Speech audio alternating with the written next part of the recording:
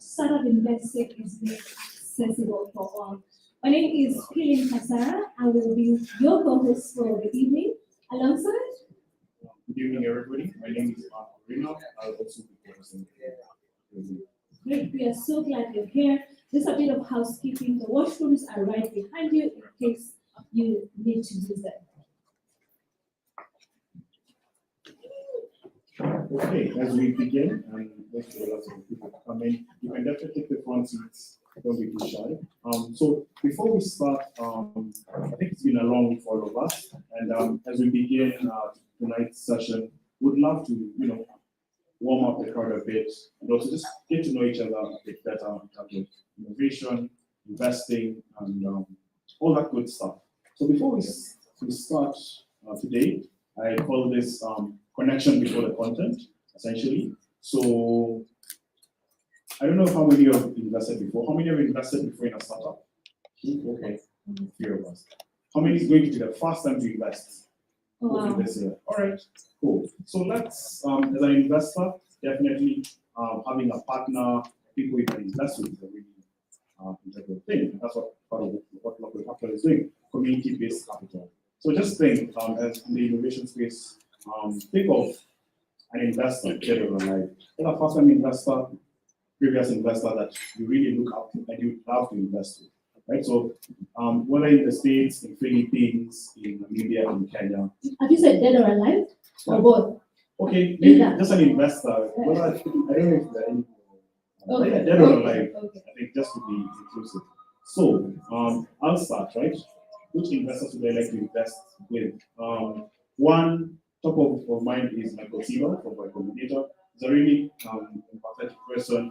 He is really about the founders, right? So that's one. I actually have three. So I just do all three, right? The next person I would invest in, I think it really challenged me, is Peter Thiel. I think he's the partner at Founders Fund. He's invested in Facebook. He was at PayPal. I think he's a contrarian. I love contrarian. Lastly, it's actually a local person, and I thought about this. I think as I was coming up here, he's someone called Kenji. So he's such a, let's say, local, right? He's Kenyan. He's really cool about startups and he's technical. So I think those are the ones. So Billy, would you have, as Billy answers them, we'll pick a few people from the crowd. Just tell us who would you like to invest with. And just give us a name and one. Cool? All right. So, which industry, first of all, would you invest in? With either? Yeah, industry. I feel fintech. Fintech? Why fintech? Investor charges are through the roof. We need a disruptor to be able to do it. So fintech. Fintech. Okay, so if I had to pick an investor, it would have to be. Do you guys know Lori Shark Tank? Lori, I think Grena. I love that woman. I love how she thinks. I feel like she just has an eye for potential. Plus, I love just what she does. Yeah. So I'd pick Lori and we do retail because also she's really good at selling. And yeah, that's what I do. You pick me. You? Better luck next time. All right, so maybe we can pick a few people from the audience. I see you smiling, so I'll pick you. Any investor dead or alive, who would you choose? There's a lady in Silicon Valley called Sarah Guo, so she does a lot of investments to AI startups. So she's really fast thinking. She doesn't just go once. Things seems to be making money in the next year, but really for that thinking. Yeah. Yeah.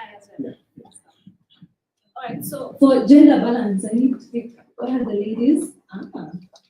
Okay. So well, there's not many women here, but I'm happy to represent. So I'm going to go with a local fund because I think it's all about investing in people on the continent, and that would be Launch Africa. Africa, wow. All right, so should we do one more? Yeah. All right, so one more. 10. I will shamelessly say I would invest with FHB. Why? Because of the focus on the local startup system, just opening up opportunities for local investors. All right, I love that. Okay, great. I think those are really cool answers. And I believe the more we partner, the more we can be able to get a bigger fund. And in Africa, it's called Harambe, being able to pull funds together and be able to invest. So beyond just normally investing maybe or pulling funds for maybe emergency funds, for people going abroad, or maybe for sick people, we can also pull our funds together and actually invest in the future. And that's part of what Local Capital is doing. Definitely follow us on Twitter, and I believe on LinkedIn, because that's our website that we go on. So as we begin, honestly, the time is definitely of the essence. We're going to start the event today, and I'm going to cue in one of our founders actually to be able to just take us through the big picture before we dive into Local Capital and what it's all about and all those things. So as we start off, please do give a round of applause to Madenge, one of our founders. Fun fact about Madenge, I'll give you this one, is that he does karate. That's quite interesting, and also he can do like long distance marathons. So I think we ran together in Karura at some point. I nearly died half the time, but he's he's very athletic beyond being a founder. So everything. Thank you. So welcome everyone to the Local Capital event. So it's a pleasure to have you all here. So I'll be taking you through basically Impact Africa Network and what we do.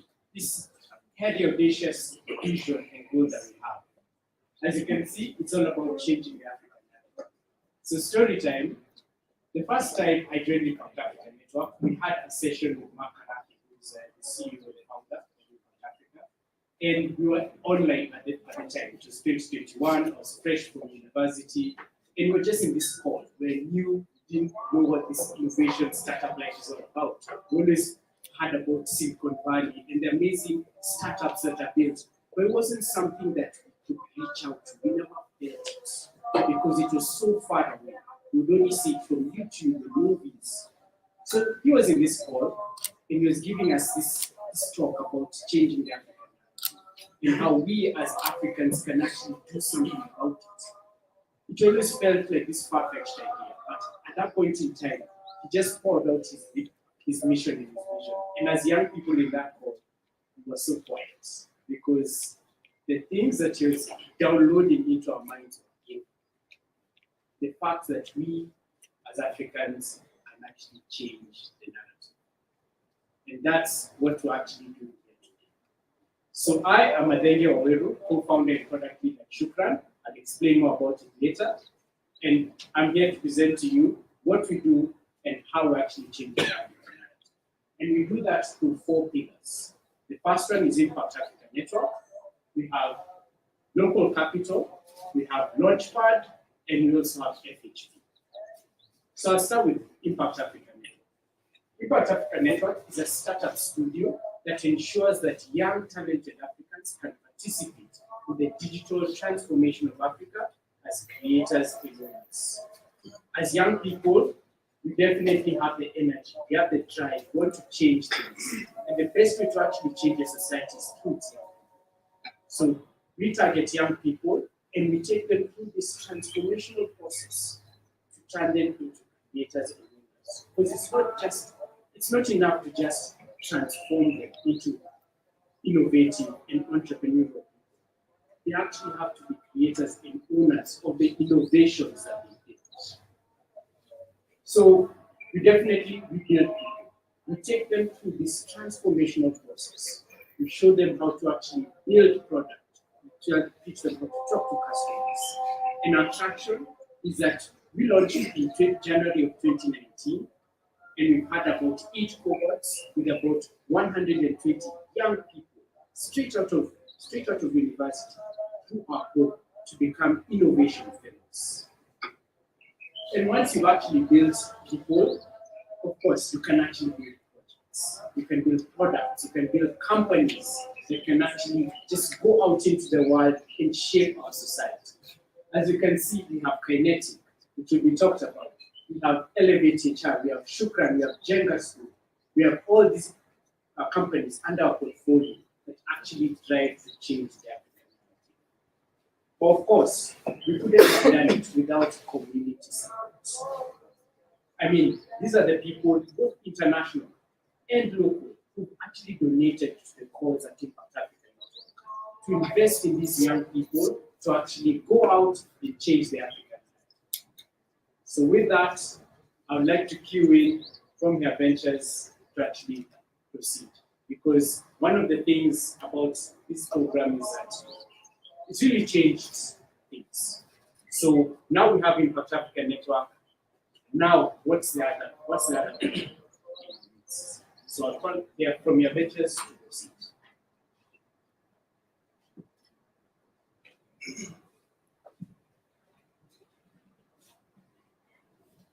Thank you.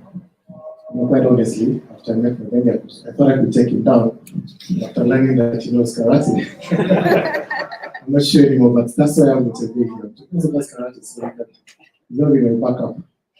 So thank you so much again. Karibuni sana. Like November said, we are the fund side of Impact Africa, and we are a fund that is focusing on the African region from an early stage investment perspective. So what we are a $5 million fund, and we have already invested in some. So our ticket sizes range from $100,000 to $300,000. And the team that is managing all this is we have Mark Arake, who's also founder and partner from Here Ventures as well. We have myself, and then we have Kevin, fund analyst as well. But also we have some fellows who have joined us on the fund side of things, and one of them is. And we have Miles, who's the marketing fellow, but also we have Emmanuel, who's going to join us during the networking session for the investment fellow as well. For some of the deals that we have done, we have 7 companies in the portfolio, cut across all over Africa. So we have some from Egypt, and most of them are from Kenya. And fun fact, one of our Rwanda's company got accepted into Y Combinator, and then we have Ubuntu and Palette, of course, which is a brand new in Kenya. So, but why we're really here is what we really believe in. We believe in that venture capital does not have to be limited to funds like FHB. It can also be brought down or cascaded to the level of angel investors. And that is why we're really going to here to talk a bit about that. And why that is the case, because we believe that VC is going to drive a lot of economy. It's a major economic driver. And this is pretty much exemplary in the case of America, where we have all these companies that are contributing a very large percentage of the market cap, but also the GDP of the US economy. And all these companies, I'm sure all of you understand that we got a bit of angel funding from inception, and now this is where we are. Actually, yesterday we were just hearing about Uber, and one of the angel investors in Uber.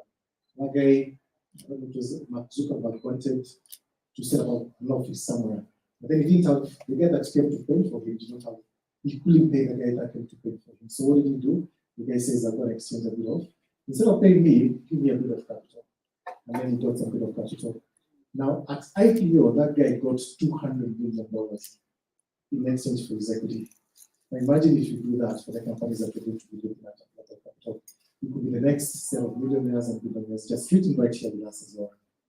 So that is what it can be. But now coming down to Africa, look at how angel capital is contributing to the $16 billion that is coming to Africa. Only 3% is coming from angel investors, and we really have to change that idea that angels can also participate in this venture capital economy, but also be able to extract a lot of value from there. And that is why we are here today to showcase to you what we really want to do with it. And it's not that there are no opportunities. There are very many opportunities. Some of them actually I can see them here. Some very promising entrepreneurs are also present in this part of ours. So they can be part of this story. We have seen how many companies have gotten funding from Cellulant, which pretty much, if you're ordered from Global, you've seen what they offer you. And also, Jumba, which is trying to innovate in the real estate sector. So there are opportunities. It's not that there are no opportunities, but there are a lot of opportunities that are present here that people can take advantage of. And the panel is going to elaborate on that so that it can become so vivid to you that this is possible. Angel investing is possible, and opportunities are also there. So how do you want to do this? We want to build a community around it in the sense that, all products in Africa, all products in Kenya, they have a community based around this. There's no company that does not exist without users, direct or indirect. So you can build a community around those people, and also people interested in making investments in those sort of opportunities. So it is possible to do community building in Africa. And that is what we're trying to create and come up with a very, very simplified investment structure that enables you to deploy just a bit of capital into these opportunities as well. And beyond that, it's just to offer this accelerated capital. Because if your customer is your investor, what do you think is the next thing they will do? They will tell other people about you. That's quite obvious. So if we bring these customers, not just become customers or product users, but also capital providers, now imagine how much you can accelerate the opportunities that are going to be coming out of this ecosystem of ours. So that is what you're really trying to do. But the proposition for angel investors is pretty much straightforward. I mean, you give them access to this, you give them networking opportunities like these ones, but also you enable them to learn for analysts. And you're going to hear them here. I don't know how to the spelling is different for those two. So you're going to listen to them as they tell you about how angel investing is possible.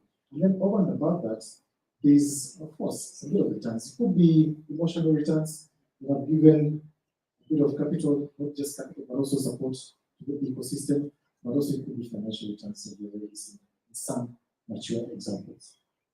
For the founders that are here, I've already stipulated it. You get your customers, but also you get capital providers. And these customers also accelerate your growth.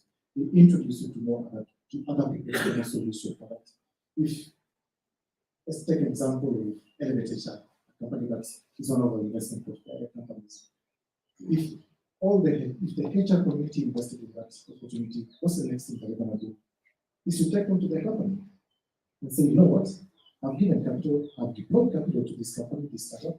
The next thing I'm going to do is to make sure that we use them as a company as well. And that is what you're trying to prove to people. And it is possible. And you can build capital and the communities around it as well.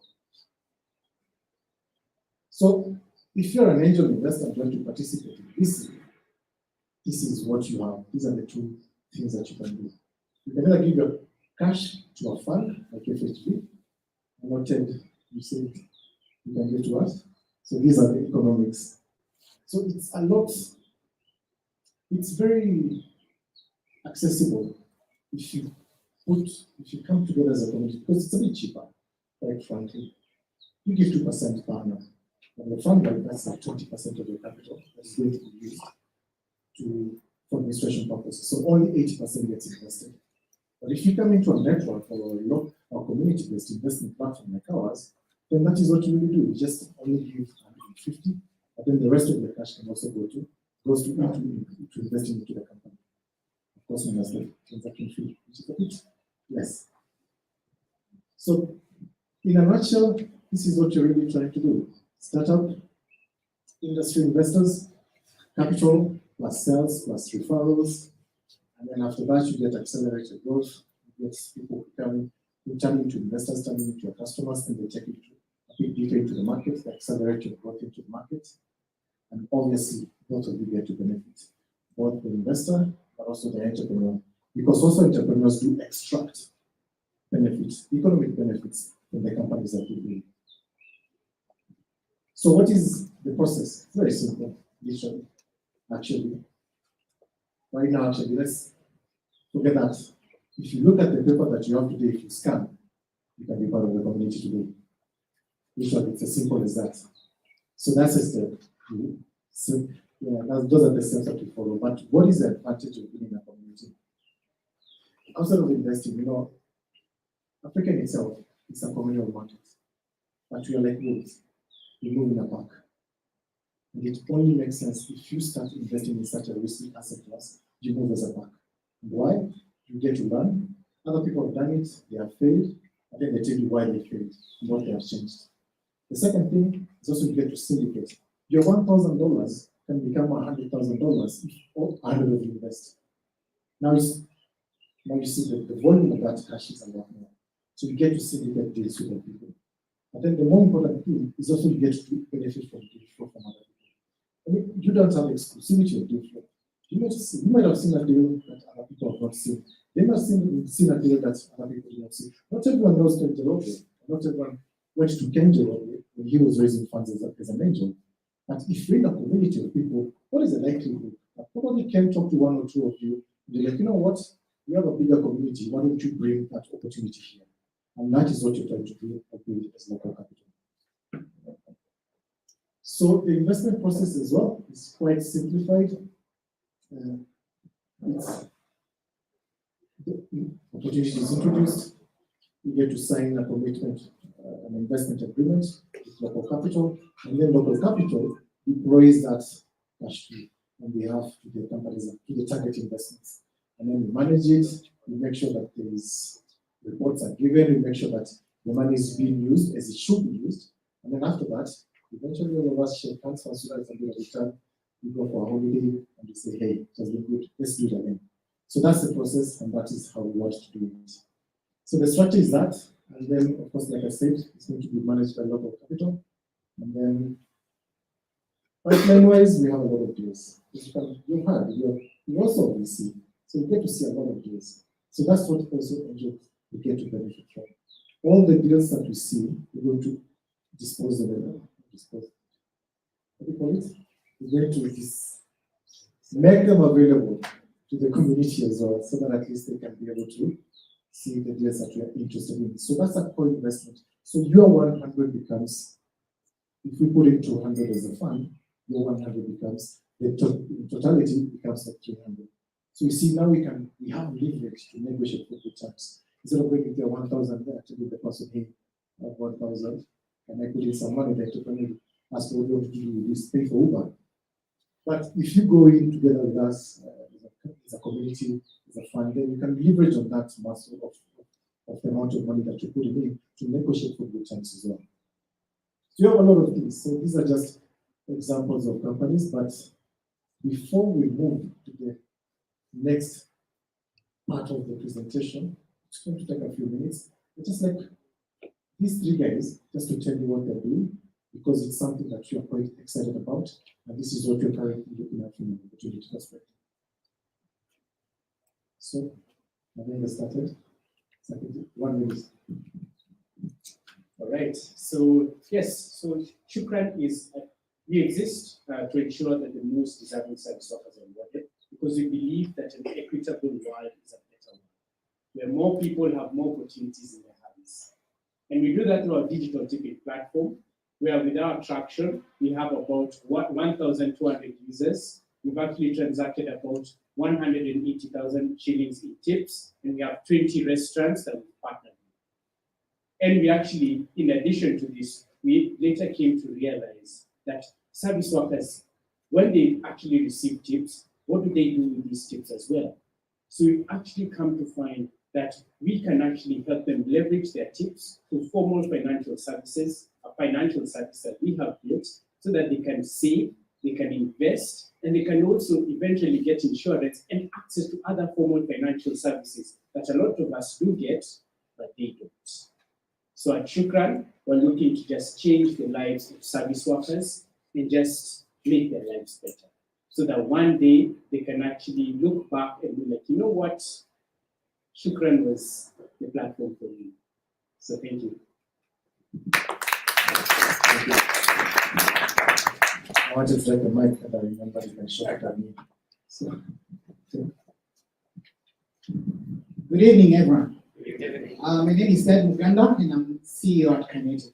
So there's no dispute that the fast-paced world we live in today, success in this world requires practical, applicable, just-in-time skills. But unfortunately, our education system has not evolved to meet the demands of the 21st century. Kinetic is an edtech startup that is on a mission to solve this particular problem. So how are we doing this? We have identified entrepreneurial skills and an entrepreneurial mindset as necessary for success in the 21st century. To that end, we have built an entrepreneurship learning platform that is curated and designed for high school students. This platform teaches them how to come up with business ideas, how to validate those ideas, how to build products around those ideas, and how to eventually take the ideas to market. It's a very massive, very practical approach to teaching entrepreneurship. We have seen a great demand among schools for a product like ours. We made good traction. We're on track to onboard 20 schools by the end of December. And I tell you what, the buzzword, AI. This quarter, we're integrating artificial intelligence into our platform to enable personalized learning, which indeed is the holy grail of education. You cannot not invest in it.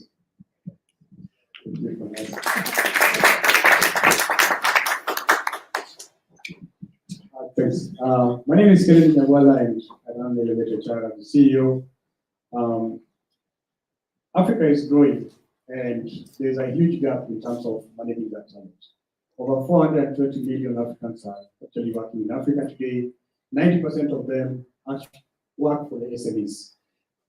These SMEs do not have the right tools to manage the modern day African employee. And that's why we built Elevate HR to have the right tools and the modules to manage these particular employees that have these gaps when it comes to the employment. So I'll also be the moderator today, and you'll get to hear more about me. Thank you very much. Fantastic, fantastic. So I'd like us to move to why all this is, why we're doing all this. What is that vision? How does the future look like once we connect everything that you just had here today? And for that, I would like to invite Mark Arake, founder and CEO of Impact Africa, to tell us about this vision of what we're trying to make Africa African. All right, folks. I'm sure you can't wait to hear the panel. I was hoping I would speak after the panel, but so I'm going to make this quick.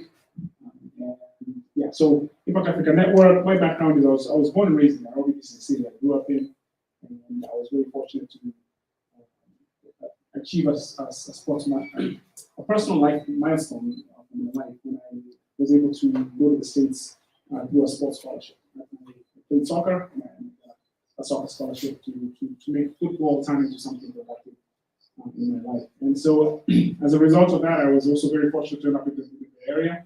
Completely one of those things that, looking back, I could have ended up in any city in the US. And the US is very diverse and big. I could have ended up in Buffalo, New York. I could have ended up in Houston, and we would have been talking oil and gas today. But I was very, very fortunate to end up in the Bay Area in 2001 at the birth of the internet, and I spent about 17 years in that part of the world. 2018, I chose to move back home as part of my, I was asking the universe, what is the second half of my career going to be about? And the answer was loud and clear.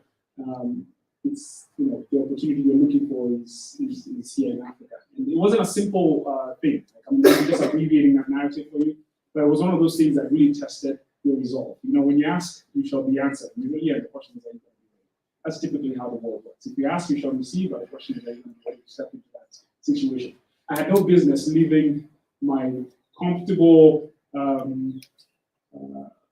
unhappy life in the Bay Area, right? And I'm proving myself to come to Africa. I had no business doing that. I was in the process of buying a house. I had two teenage girls, two twin girls going into their teenage years. That was not a move you should be making, right? But like I said, I had to dive in feet first and make that move. Why did I make that move? Because it was about connecting. It was very obvious that what I had seen in the Bay Area was going to manifest itself in Africa. We live in the techpreneur age. Tech entrepreneurs are the emperors of our day. It was very obvious to me that the tech innovation is like nothing else we've ever seen in history from an entrepreneurial perspective, right? For in 10 years, you can go from a rank outsider to a power broker in a decade. There's never been a time in history like that ever, where you can come from a rank outside nobody, and all of a sudden, you are dictating terms on global platforms, and you have the economic might and the network of influence overnight. Never happened in the history of the world. So it was very obvious that, holy shit, this is a portal. This is a wormhole. The question is, are the young Africans going to be the ones who are going to step into this thing? Because what it also provides is what I'm going to talk to you about here in a little bit. It provides the opportunity to actually create transformative leaders who are divorced from the typical process, the political infrastructure, the state capture that people actually use to become, to amass wealth for themselves. That's the history of Africa, right? People use the political infrastructure to do what? To self-fund. But tech provides the opportunity for outsiders to step into, you know what I'm saying? I'll give you an example. You guys know SportPesa, right? Okay? So the founder of SportPesa is now in parliament, self-funded. Let me repeat that. Okay? So what I'm telling you is not something that I'm imagining. It's happening right now. So I knew this was coming. Why? Because I was in the Bay Area when Mark Zuckerberg worked there. I was in the Bay Area when Google was a startup. I was in the Bay Area when these black cars, that they started with. I saw all that happen. And once you've seen it, I don't care what you say. Yeah, I've seen it. You understand what I'm saying? I know it's going to happen. And so the question was, who's going to drive Africa's innovation and entrepreneurship opportunity? Because whoever does that, guess what they'll become? The emperors of. You understand what I'm saying? So for me, I saw it as an opportunity to actually not just drive innovation and wealth creation and all that stuff and solve problems, but really to surface the leaders who could potentially take Africa in a different direction, 2030s and beyond. Okay? So that's why I moved back, to bridge that gap and to ensure hopefully this can happen. It's a big, hairy, audacious, crazy goal, but holy cow, man, if you're going to be on this planet, you better go for it. So that's our big, hairy, audacious goal. So where are we going and how are we going to do that? Next slide, please.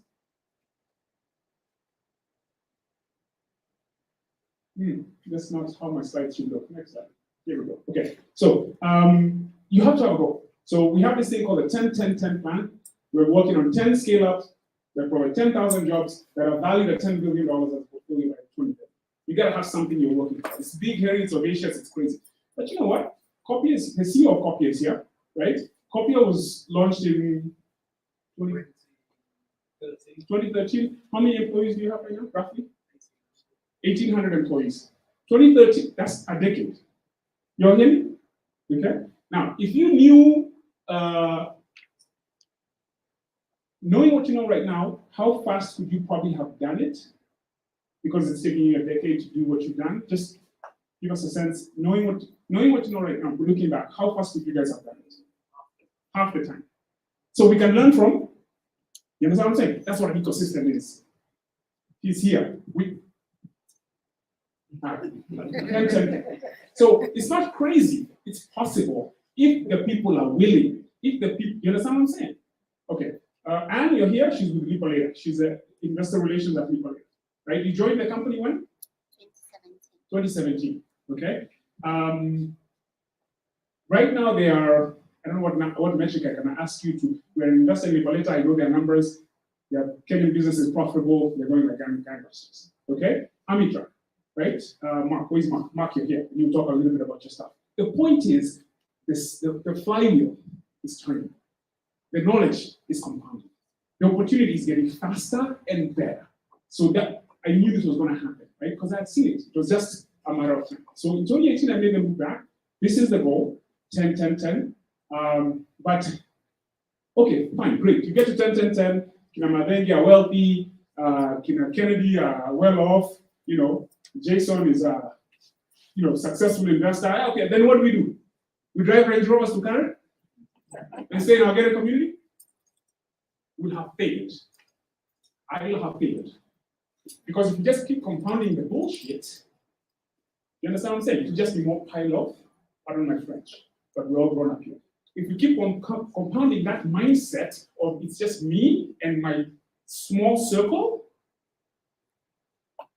let me tell you a story. I was in Lagos in 2018. And I was staying in, I think it's called, I don't know what that island is called, but it's an island, one of the main islands over there in Lagos, Ikoyi or something like that. And the hotel I was staying at was next to the water, and I see this yacht, a yacht with a Nigerian flag. It was the Independence Day that weekend. It was a yacht, my friend. Okay? And the next morning, I went for a run early in the morning. And Lagos is, is an experience, in Africa generally, right? But it was just like I was in a war zone. People are waking up, people sleeping on the streets, cars are, everything is happening at once. I was thinking, man, I'm running here, maybe I'm just running for a spike that could go through my, it was just like, what the hell? And I was thinking about the difference, the dichotomy of that. And I'm not picking on, I'm just giving that as a story. A yacht and people sleeping on the streets. Big man in a shithole.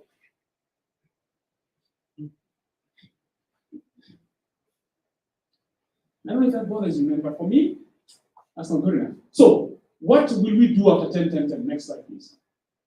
1,000 Lee Kuan Yew. That's what I'm working on. That's what I'm working on. Lee Kuan Yew is the founding father of Singapore.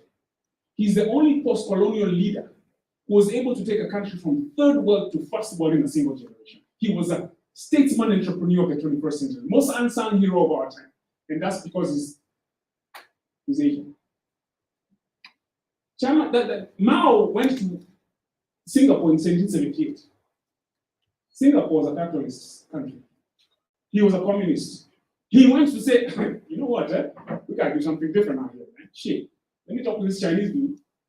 Let me see what's up, you know? He went back. That's when the Chinese Revolution started. You need to read Third World to First. That book is, you need to read that book. If you want to understand what it takes to build us, you realize, we got work to do. Okay? 1,000 Lee Kuan Yew, statesman entrepreneur of the 21st century. Next slide, please. That's who he is. He's one of my heroes. That's the ultimate purpose. That's my ultimate purpose. That's what I'm working. I'm using venture building. To develop the leaders who, after they're economically emancipated, can turn around and change our society. That's what I'm working on. So this is not just about investing. This is about changing the African narrative. Next slide. Singapore, 1950s, Singapore today. He began the what? The flywheel. The flywheel. The flywheel. I'm everyone's friend, each one of you, because I know you, we're together in this fight. And if we can lock hands, I can guarantee you anything is possible. Thank you. Back to your host.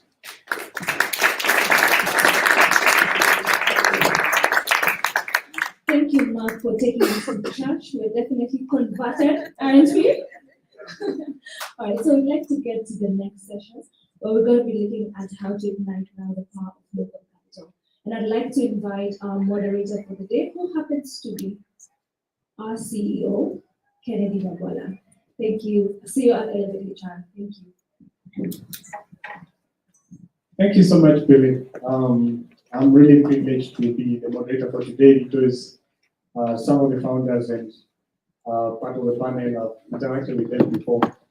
And the reason why this local capital event is extremely important is because it gives the investor and the entrepreneur the opportunity not only to invest, but also to acquire and give them opportunities to grow their businesses. So without further delays, I want to introduce the panel for today. I'll start with Mark Mwangi, the co-founder and CEO of Arbitra. Karibu sana.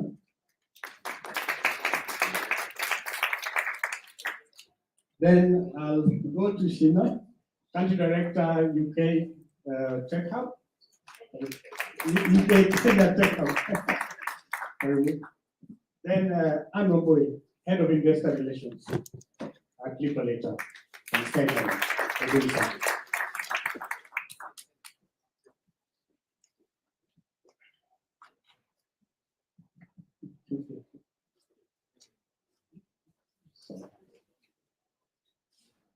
Thank you. So, how are you guys feeling tonight? I'll start with Mark Money. Good, thank you very much for inviting me. Okay. Sheena? Very inspired after that movie tour, because I always thought about entrepreneurship solving development challenges, but now to like build a country and change the world. Okay, awesome. And okay, cool. So I'll start this session by actually looking at the background of Anne, because she's been an inspiration in regards to investment. Anne, you are a lawyer by profession. So I just wanted to let the audience know why the change of faith. Why did you change from the bar and just come straight into investing?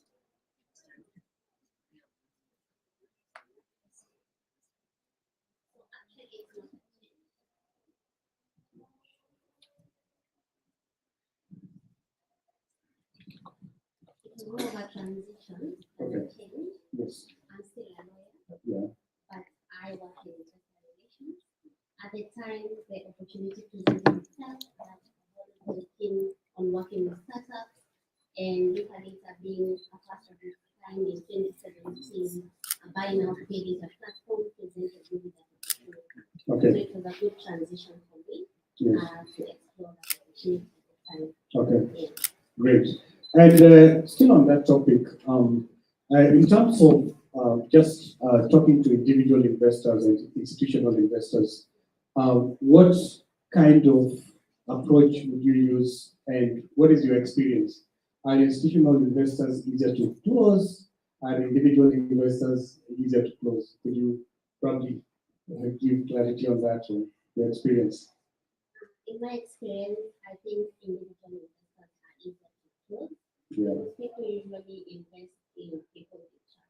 Yes. So, and an individual is likely to be given the founder and trust and investment quicker than a VC founder. Okay. Good. Over to you, Mark. I know we go down the road way back. So the interesting story about Mark is that Mark was actually a truck driver before he came back to Kenya and actually founded one of the most successful trucking companies in Kenya.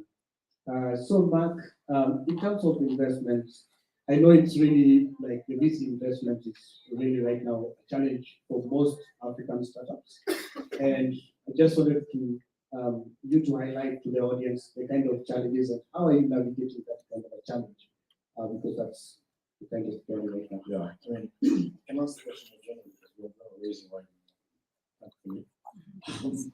But I think actually what's happening in the system is actually quite good in some ways, because what it's done is it has forced companies to really start thinking about their path to profitability. So you can no longer, you know, when I think Warren Buffett says, when the tide goes in, we know it's needed.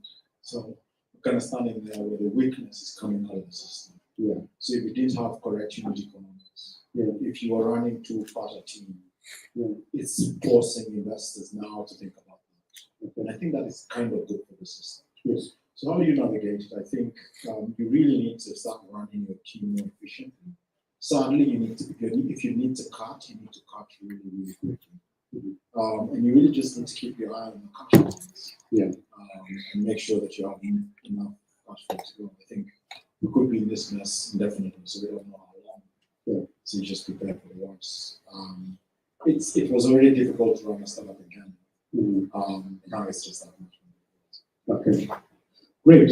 While you're at that, I think that when you had started, you started, of course, with the angel investors, and then as you grow, you go to institutional investors.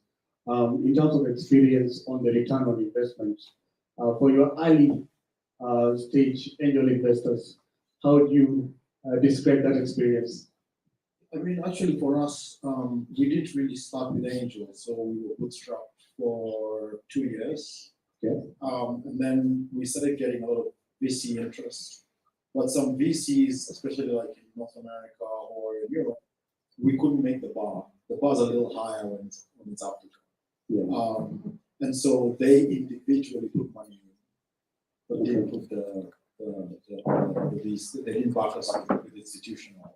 And then now it's just sort of snowballed out of that. In terms of returns, it's not even fair to. It's not even fair because you're looking at a business that was, you know, maybe $250,000. And today you're looking at something that's, you know, seven numbers. I don't want to say what that is, but it's seven figures. Yeah. Good. That's good. Sheena, you've been a lawyer before, then a founder, then now you're into venture capital. I just wanted to know that how was that transition like, and what was that experience? Especially when one of your founders, when one of your companies did do well, and you now had to change and say, you know what, I'm now going to be an investor instead of a founder. So it's quite funny because yes, I was a lawyer in London for about 10 years and then suddenly decided coming home, this is what I want to be.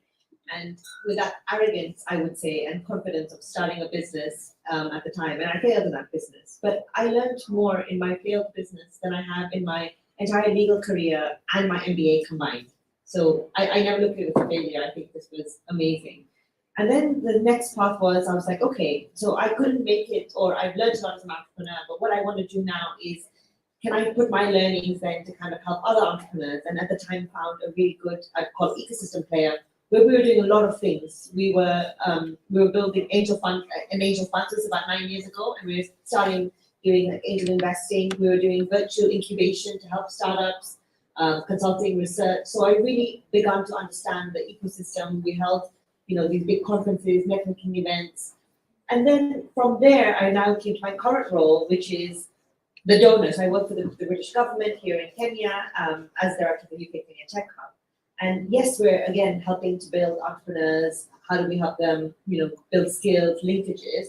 But now it's from a donor point of view. But interestingly, I also sit on the board of Kenya, which is a Kenya National Innovation Agency.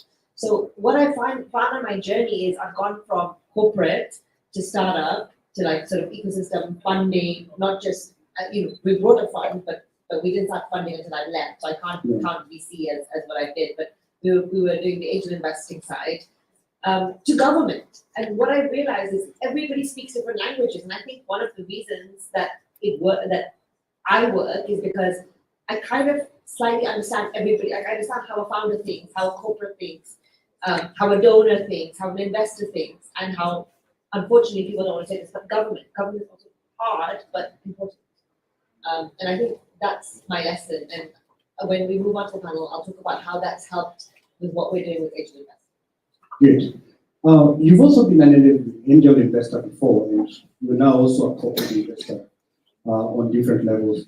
As an angel investor, I wanted the audience to understand how has that experience been before, especially when you have to choose between a good founder and a good product. Because sometimes this is an amazing founder, but wow, this is going to take them 20 years to pull this off. Like how do they just change this pivot to start making chips instead of plates? How does that work? So angel investing, I do jointly with my husband. So when I moved here, the story, and I asked my husband, I was like, so where are your investments? He's like, oh, in Kenya you put money in a fixed deposit, you invest in property, And I was like, well, what about angel investing in companies, and then they'll grow and you're giving back? And he's like, doesn't work in this country. He's like, look at the returns we're getting on a fixed deposit, etc. So it was very difficult to get into angel investing, I would say 10 years ago, because the opportunity cost was quite high. So you tended to invest in your friends or family or people that you knew. Over the years, that has changed. So what we do in terms of angel investing is, of course, a good product makes sense. But for me, it's about the founder, because I think things do change, right? Like, and a good founder is somebody who has the ability to change. That's what I learned from my failure as a founder is it's not so much the product. I think my business failed because the product that I was thinking about wasn't right for the time. But it's about the founder and the team. And by founder and team, it's a bunch of things. So this is going to be something that I think people are going to find controversial, but I feel like youth entrepreneurship is like fetishized almost in this country. Everyone expects youth entrepreneurs to go out there and solve problems and create jobs for themselves. That's not fair. I think actually older entrepreneurs, who've had experience, industry experience, in the industry, then you come back and you see a problem and you solve it. That's not saying youth entrepreneurs can't solve problems. Of course you can, but I don't put too much pressure on youth entrepreneurs. I believe in a founder, somebody who's failed, who's learned, and is kind of willing, is willing to listen, but also argue back when necessary. As a lawyer, I love arguments. That's good. And so I just wanted to, because you've done a lot of this for people later, and angel investment is about talking to hundreds of investors and keeping that relationship. I wanted to you to explain to probably the audience on how do you maintain, because an angel investment is more an emotional investment or a personal sort of investment because people will trust you. And at some point, you get to a point maybe where you've closed about 100 angel investors. So how do you keep that relationship going? Do you invite them for golf and have that session together? And how do you keep that happening? And also at the same time, keep the lights on your main hustle, which is the head of the business. In my experience, it's not one quick different investors require different kinds of attention in terms of relationship management. So some investors will require regular updates on their investments and their investment growth. It's very important to always keep the investor updated on the return of the investment and the time. Monthly updates are required. And then for some investors, they want more interaction, in-person interactions. Additionally, as we've had mandates as we go, we've now started doing monthly investor networking events where investors can come and interact even with the team and about the culture, network with other investors who've invested in the company, which gives them more comfort and credibility of how the investment is doing. Okay. So for each founder, each person should find what works for them and their angel investors. Good. For Mark, I know it's sometimes difficult to interview investors, and you have to choose in between whether to onboard them or not to onboard them, because you have a split of, do you need capital or the value addition of that particular investor? There are investors who will say, take my money, I just want to know when you're going to give me the return. Don't call me back. And there are those investors who are like, I want to be part of this. I want to know, how can I help? How can I give you the networking? So how would you go about that? I think if you're in your early rounds and anybody offers you money, take it. If you're in your early rounds and anyone offers you money, take it. I think what normally happens, at least for the rounds I've been involved with, once you get your lead investor, all the other investors are going to come in. So let's say you're trying to raise $1 million. Your lead investor will come in and say, I'll leave around $500,000. Suddenly, every VC you've ever spoken to is probably going to offer you a check. Yeah. So that's when you can then say, okay, fine, I have some angels here. Who's strategic? So for us, who's in logistics? Who's in a space I want to break into? Who is sitting in a geography where there could be a lot of opportunity to raise in the future, for example, the Middle East or Japan.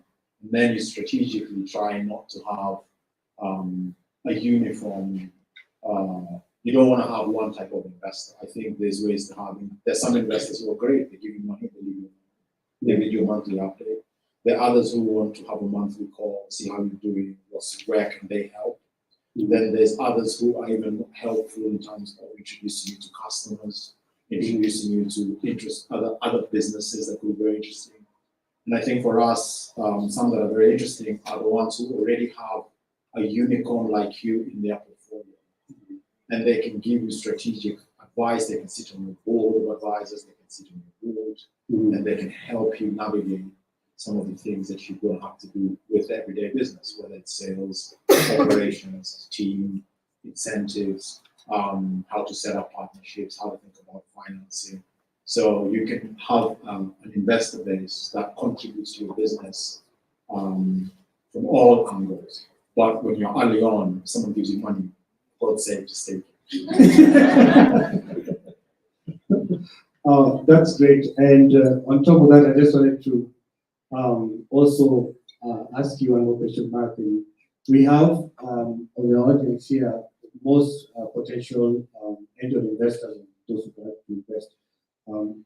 What piece of advice? Because what I understand is most founders who've gone through a certain growth stage also invest as angel investors. So in the audience today, you have potential angel investors. What advice would you give to them?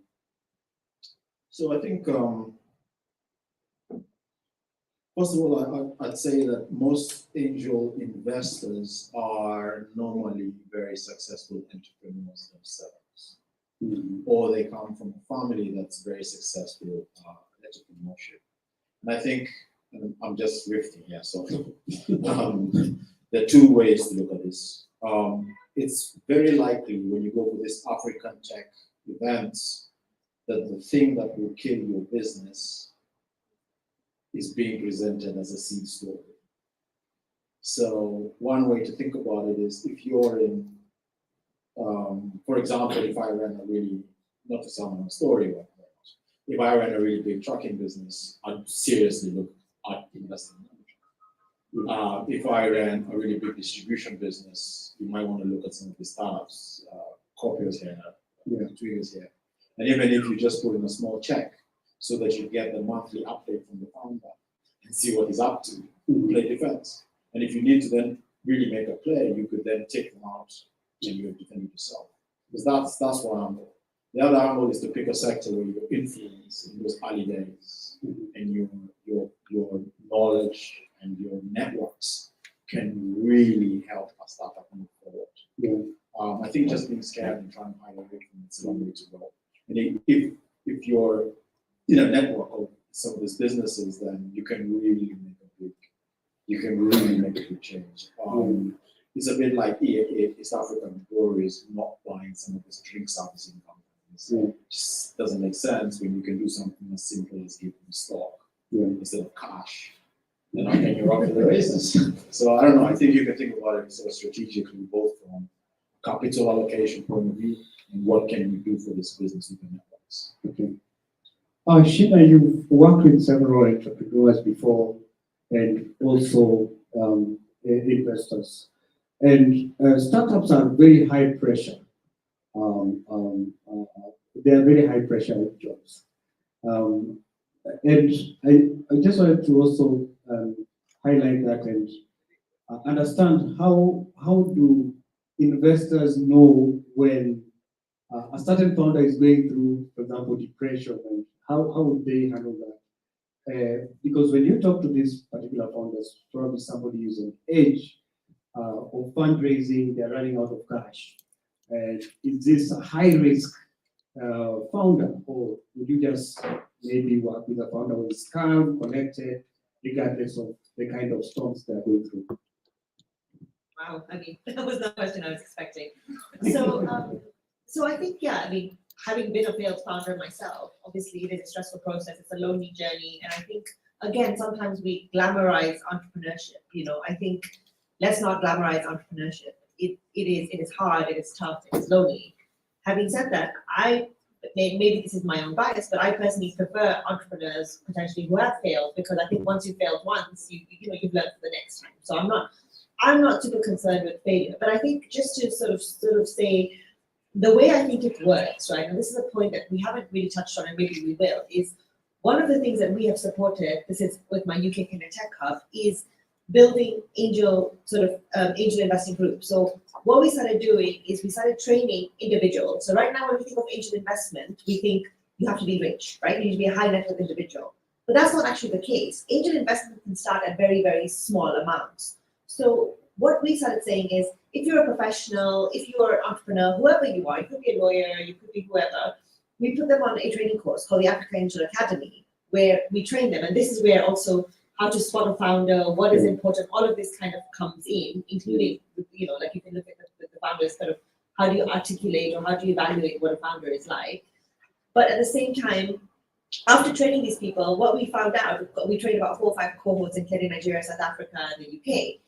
And one of the cohorts, I'm answering this in a very long-winded way, but one of the founders who went through our cohort came up and set up the Nairobi Business Angel Network, NIBAN.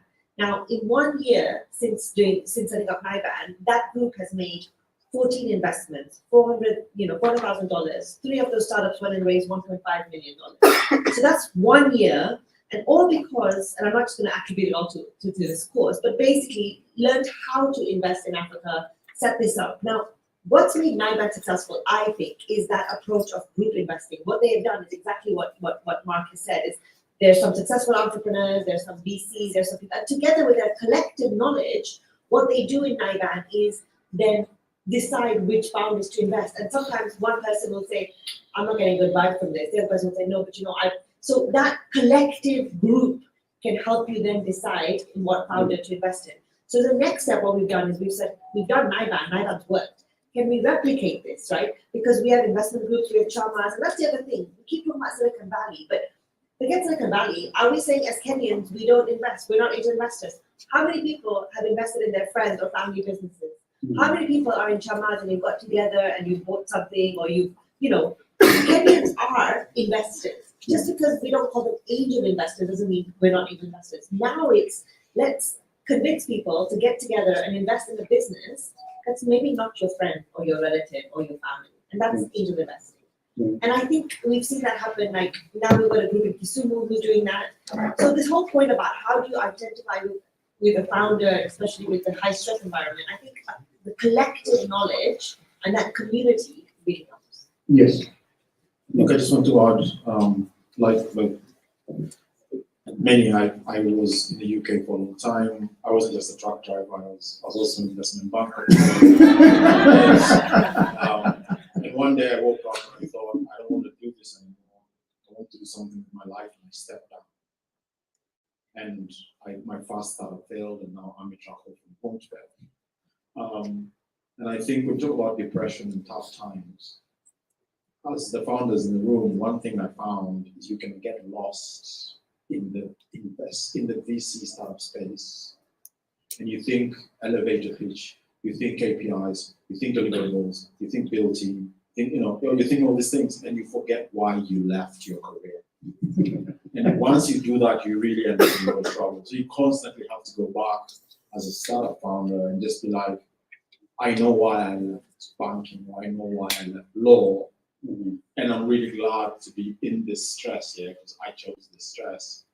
And for me, that's really helped keep me sane when times look a bit bleak.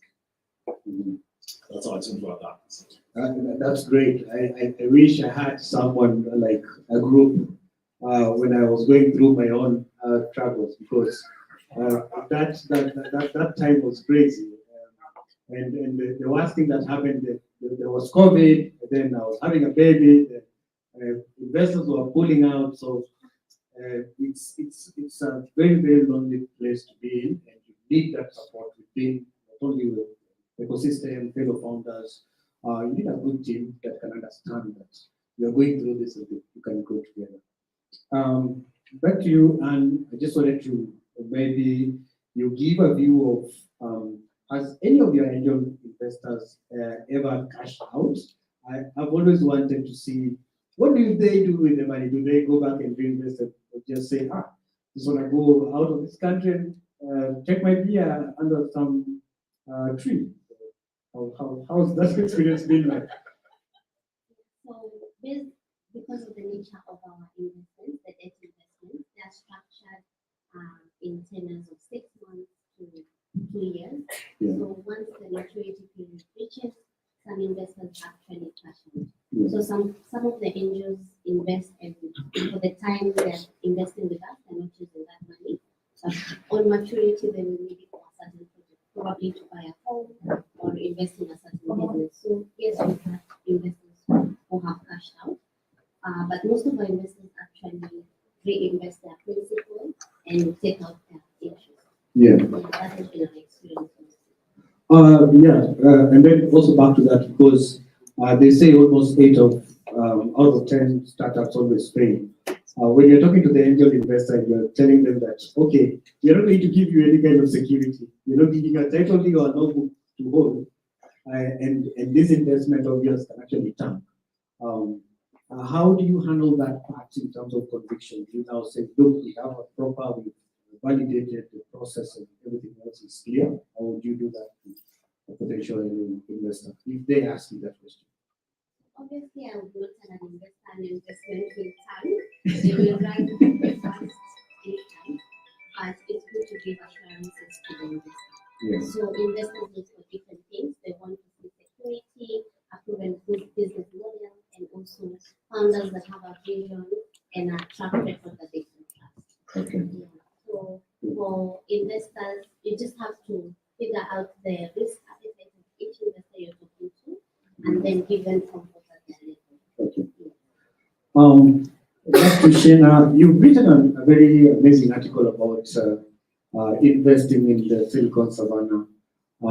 I just wanted, for the sake of the audience, to ask what was the inspiration behind that particular article, and you can give your insights on that. So when I first came back from the UK to Kenya, and again, I was having this conversation with my husband, and I said, we should invest. And he said, why? Like, he's like, money, again, sits in fixed deposits. At that time, he was, you could get about 18 to 20%. He's just like, government bonds. Again, there were some government bonds at that time, 16 to 18%. so the opportunity cost for angel investing was very, very high. Like, why would you, like in the UK, in America, in the West, you'd invest because there's a chance of it's high risk, high return. And then the second thing he asked me is, okay, fine, if we were starting to do angel investing, how would that, he's like, these are the kind of questions he asked me. He's just like, how do I know the founder won't run away with my money?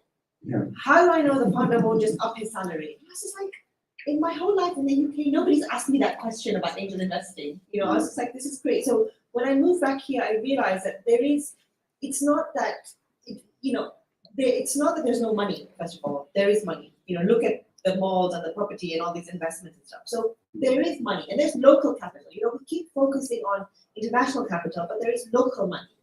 But the local money is not investing in local entrepreneurs.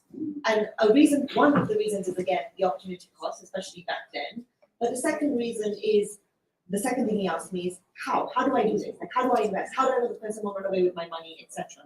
And then as I was talking to other investors, the third reason came up, which was weirdly, and now I think people are more aware of it, as KRA.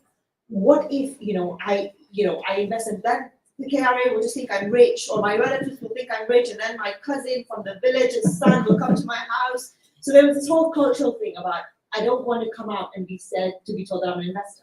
So I wrote that article first to just kind of shine light on how angel investing can happen here, how it's different. And then through that is how we started that whole list of kind of different programs in terms of how do we build local angel investing here. So it was just, and then with that, we worked with Victoria Ventures. I think Jason is very familiar with Victoria Ventures. And we published a dummy's guide on angel investing. How do you invest? How do you find it? How do you find it? What are the taxation, the legal structure, all of that stuff. But very, very simple, like a dummy's guide to angel investing. And part of that article was also to promote that guide. Great. And because you're now getting on top of the hour, I just wanted you to give one last feedback to the potential investors who are in the house, because now we are hosted by Global Capital. What did you tell the potential investors in this room on how that experience would be and why they should consider investing in local startups? Well, first of all those good opportunity costs like government bonds and fixed deposit, those are gone now. There are not that many. So this is the time to invest. And secondly, you've seen traction. We have seen, whether it's Amitrak, whether it's Twiga, whether it's Cellular, we've seen African startups deliver. So I think the time is now. Having said that, if this is your hard-earned, savings and you've got nowhere else, it's high risk. So you can potentially lose money. And we have lost money. I have lost money. So, don't also go into this very like, I'm going to put money in and I'm going to get these returns. No, it is high risk, high reward. I think the time is now. I think entrepreneurs are going to solve development challenges. They're going to create jobs and they're going to make money. And there's nothing wrong with making money. So diversify your portfolio though. Please don't put all your money in, angel investing. It's money that you potentially might not see again and you need to be okay with that. Okay. Okay, back to you, Mark. As a founder, and also before you give a word of encouragement to the potential investors, what did you do differently as a founder at Amitrak? Maybe it was a mistake or strategy-wise, and what would be your feedback also to the potential angel investors in the house? What would I do differently? A lot. I think I'd probably still, one of the things we took our decisions, I think because we're bootstrapped, one of the things we did very early on was to always keep investment behind the business response. So we'd wait until a massive customer asks for 100 trailers. And then we spend the money to get the 100 trailers. We'd never go out and spend the money. And actually, to this day, even with my funding, I'm still always behind the curve. I'm always responding, and maybe I would change that a little bit and hire some grown-ups a bit earlier. I think that would be the main ones. Not to be too scared to make a mistake. Yeah. Okay, good. I remember one of the mistakes I made was I signed a very big contract with a retailer. And I went and actually literally put that contract under my pillow and I was sleeping away. By next year, I should be somewhere else. Little did I know that if you get a big contract from anybody who has already grown, they're actually giving you their problems. And so that was a very painful lesson. And most founders go after big contracts, not really knowing that if somebody has been in business and they're giving you an opportunity to supply, then they're actually most likely setting you up for failure.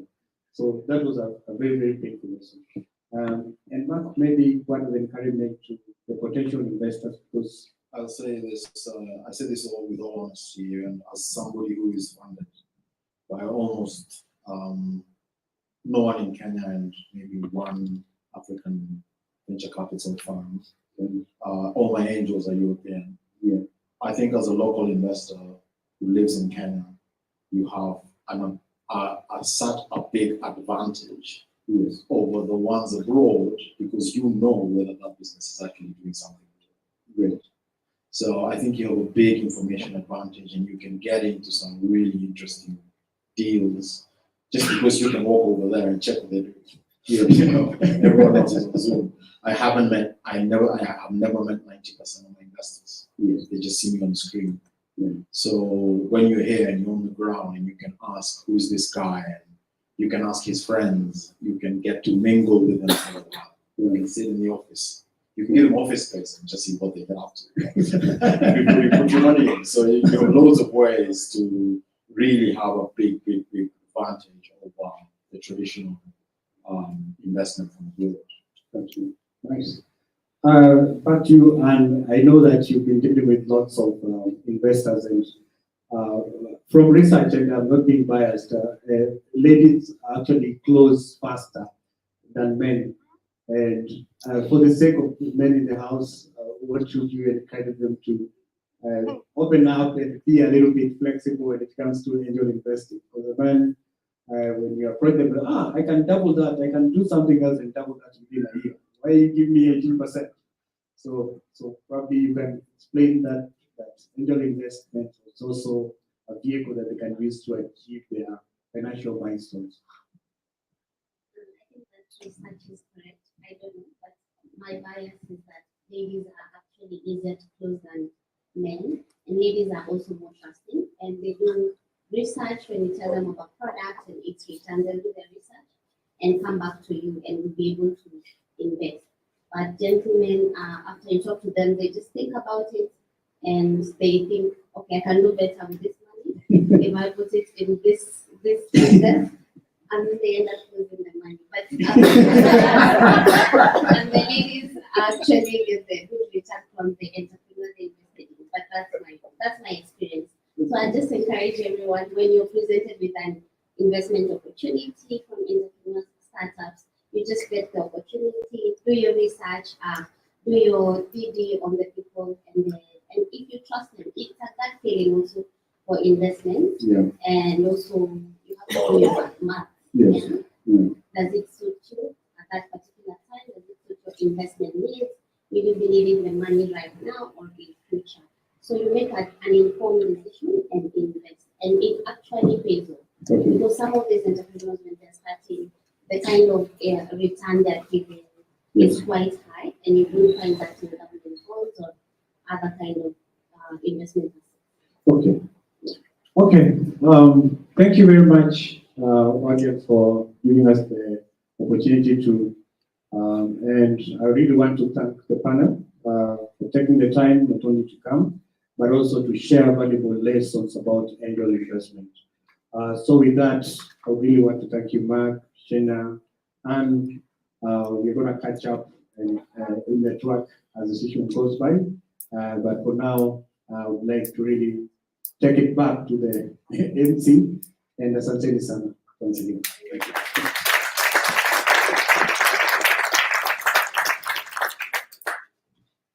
Before you leave, we could take one question from the audience. Anyone with a burning question? Just one? All right, so what's your question? Good evening, everyone. My name is Christine. I'm wearing a hat of an entrepreneur right now. So we have these nice things from Mark, like if anyone's giving you money, take it.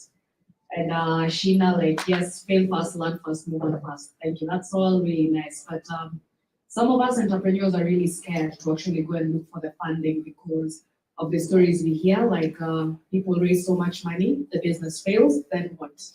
Then others get so much pressure from the investors, like spend the money. What are you doing? You know, all that. So as people with closer proximity and experience with investors, what would you advise an entrepreneur to look out for in terms of the red flags when they actually try to get closer to an investor? Because it's sort of a long-term relationship that maybe you might not be able to get out of, but what are the things that can be avoided from the word go based on your experience? Mark?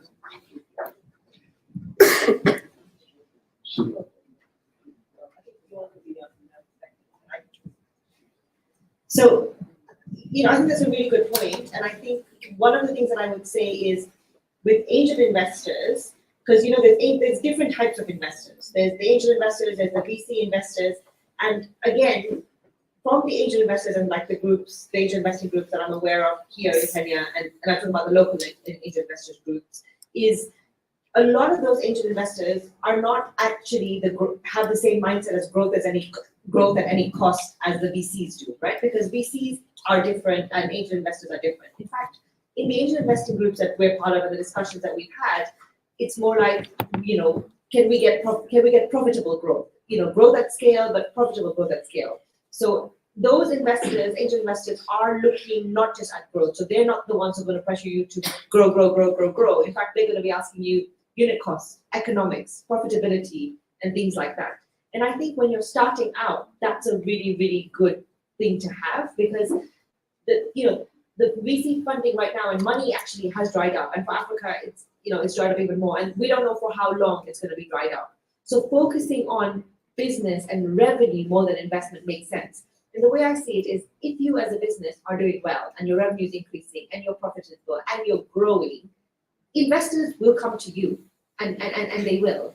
And at that point, you can be a little bit more picky. And I think the things you should be picky about are, what else can they add in addition to money? Because I'll tell you from an investor perspective, if I'm investing in a business, when that business does well, that's good for me. So I will go out of my way to make connections for you, to introduce you to customers, to try and do these things. Because if you win, I win, right? Now, with the VC model, it's slightly different, because they'll maybe invest in 8 or 10 companies or whatever, expecting a couple of them to fail and one of them or one or two of them to really, really perform well. So it's a different model. If you understand the type of capital the type of investors you're dealing with, you'd be able to see. So it depends on the stage that you're at and what you need. The type of capital you need, the type of investors you need will change. Some of the red flags, of course, will be if the investor is saying, I'm going to give you like $20,000 and I want 80% of your company, run. So things like that. I guess if you're scared of, I would be scared of running out of money. But if you're scared of dilution, you're scared of control, you're scared of valuation, our experience has actually been that most investors want to leave enough on the table so that you're motivated. Most investors, angel and institutional, do not want to be unfair to the founder. That is completely misplaced fear. They want to give you, they want to take an equity stake in your business, but they want to make sure they leave enough. Not just for this round, the next round, they actually think out to like Series C to make sure you have good, healthy holding the business 3 rounds from now. So actually being scared of investors are, I don't know why they get a bad rap, but they're actually really careful to make sure they treat you fairly, because guess what happens when they find another startup they like? They'll run around and come and speak to the guy they invested to last and ask, what's this investor like? And if you get 2 or 3, and there's 1 or 2 maybe, who say, whoa, don't go get that, don't take that money, he spoiled all the opportunities, he spoiled his future opportunities, because founders in this market really talk. It's a very small network. And if you build a reputation for not looking after your portfolio companies, for stressing them out, they know it's all. So most of them are really helpful and very fair.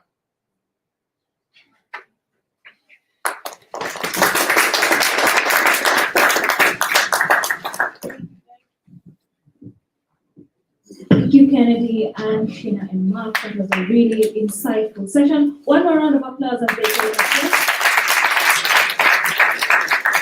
So we're almost at the tail end of our session, but we'd like us to do one last activity before I invite the Investor Director, FA2B, to come and give the final remarks. So did everyone receive this flyer when they came in?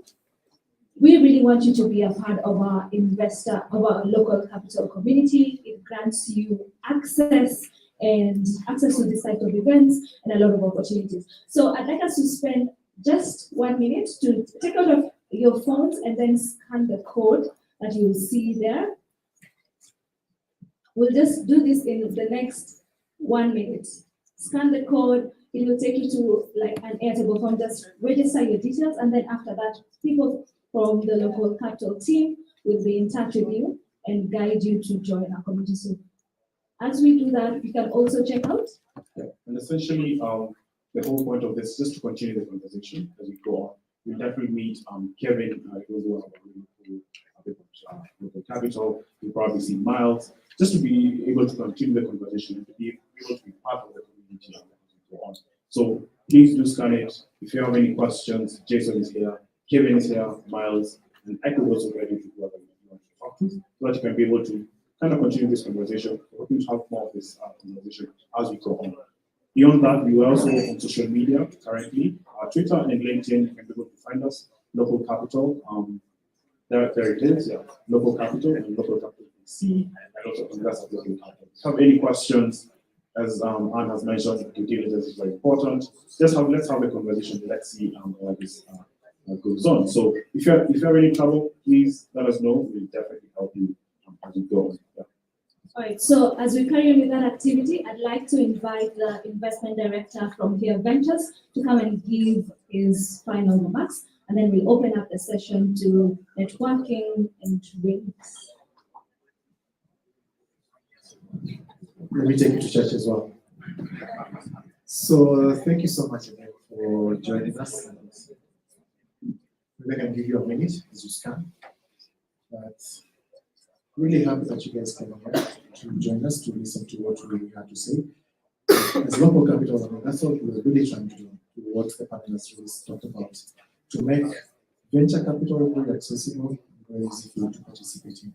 So the steps are very easy. I think you guys are scanning them, so please just share back on with us so that we can talk more about how we can help you become the next emperors of Africa. And also leverage on that, what we're doing on the fund side to make it possible for you to get access to the opportunities that we're talking about. So please, let's have a chat, let's keep the conversation going. And before we really close it up, I just want to invite Mark just to give us a glimpse of how this works in Silicon Valley as you close and invite you to tracking and drink switch. Probably there is any fear. Yeah, thanks, Jason. Just a couple of things to keep in mind. I just Googled this yesterday. There's 76,000 millionaires in the Bay Area. I think Silicon Valley. I think there's about maybe 4 million people there. 76,000 millionaires in the area. And there's a lot of people who made their money in the tech world, either through being an employee and getting a stock options or in the company.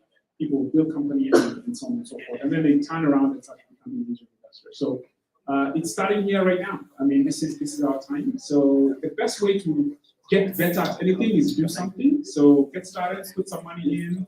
You get curious, your mind starts opening up. You start networking with other smart people, other interesting people. They expand your network.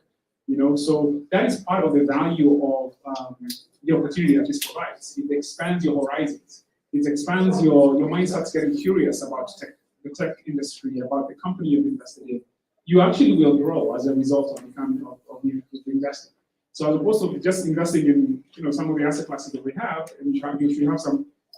Investing is not a one size fits all, obviously, as I've said. So you should have some conservative investments. You have some bonds and things of that nature.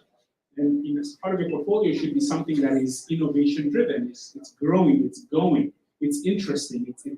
So that's how you can get into the tech world. If you're not in the tech world, or if you're in the tech world, how you can even get more out of it, so to speak. So it will just make you a better person to become an investor in this, in what is happening right now. I mean, it's just an exciting time to be in Nairobi. And if they can do it in the Bay Area, guess what? We can do it too. So thank you for coming, and enjoy the rest of your evening. Back to your host, Mark Arena. Great. Really lovely panel. I think those were 2 lawyers, right, in the banker, which is a really interesting panel. Really learned a lot. So I think it's open. You can go get drinks, socialize, and have fun. So igniting the power of local culture. So very good.